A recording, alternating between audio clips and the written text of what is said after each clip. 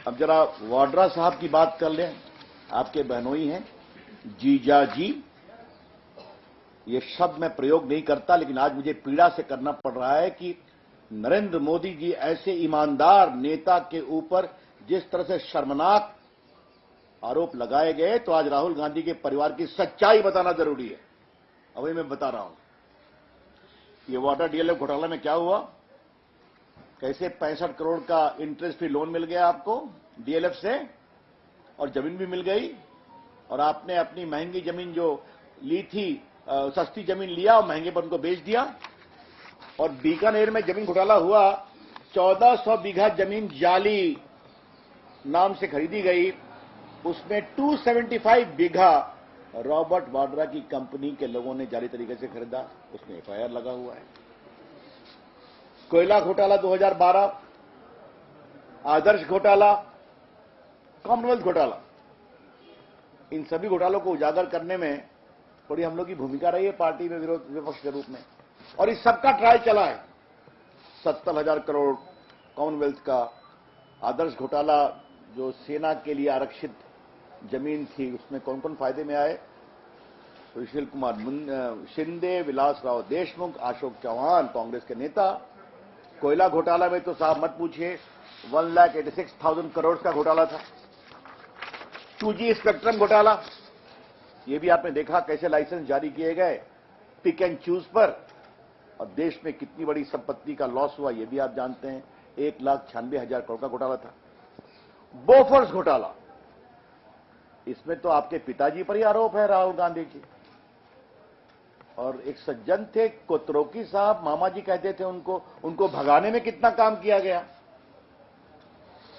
आज हम जानबूझकर इन चीजों को बताने की कोशिश कर रहे हैं कि किस तरीके से पिछले कई वर्षों में कांग्रेस पार्टी का इतिहास रहा और आपके परिवार का इतिहास रहा है भ्रष्टाचार करना और भ्रष्टाचार लोगों को संरक्षण देना। आप लोगों को एक परेशानी हो रही है। आज जब भारत में चीजें बनती हैं, आज भारत में सेना का आयुध बनते हैं, मोबाइल मैन्युफैक्चरिंग होती है, अब चिप मैन्युफैक्चरिंग होने जा रही है, तो आपको परेशानी होती है। बहुत कारण स्वाभाविक है।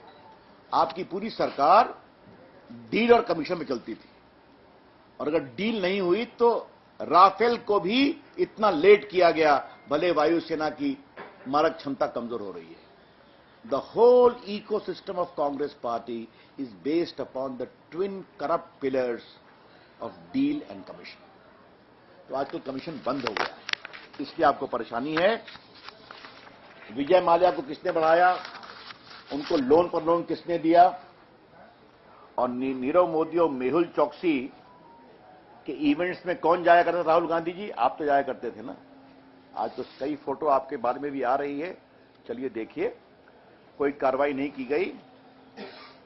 नरेंद्र मोदी की सरकार सिर्फ बोलती नहीं है, ईमानदारी से करके दिखाती है। कानून के अनुसार आज डायरेक्ट बेनिफिट ट्रांसफर सीधा बैंक अकाउंट में 23 लाख करोड़ 8 साल में भेजे गए, और 2,23,000 करोड़ बचाए गए जो बिचौलिए खा जाया करते थे। आज कांग्रेस की सरकार में आपके पिताजी ने कहा था कि 1 रुपये दिल्ली से भेजते हैं तो 15 पैसे पहुंचते हैं। आज पूरे पैसे पहुंचते राहुल गांधी, इसलिए आपके लोगों को परेशानी है। आज टैक्स चोरों से करोड़ों की रिकवरी हो रही है।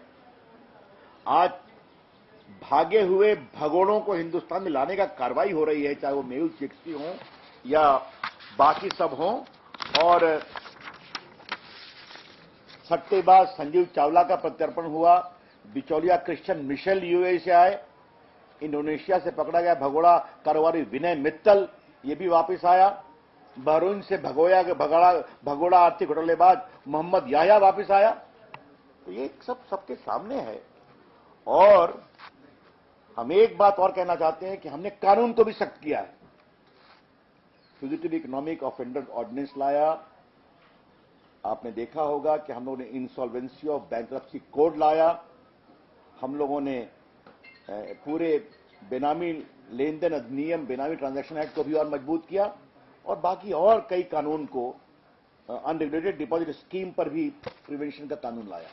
तो हमने कानून से भ्रष्टाचार को रोका, निर्णय प्रक्रिया ईमानदारी से की, और जो भगोड़े थे उनको वापस लाया और लाएंगे।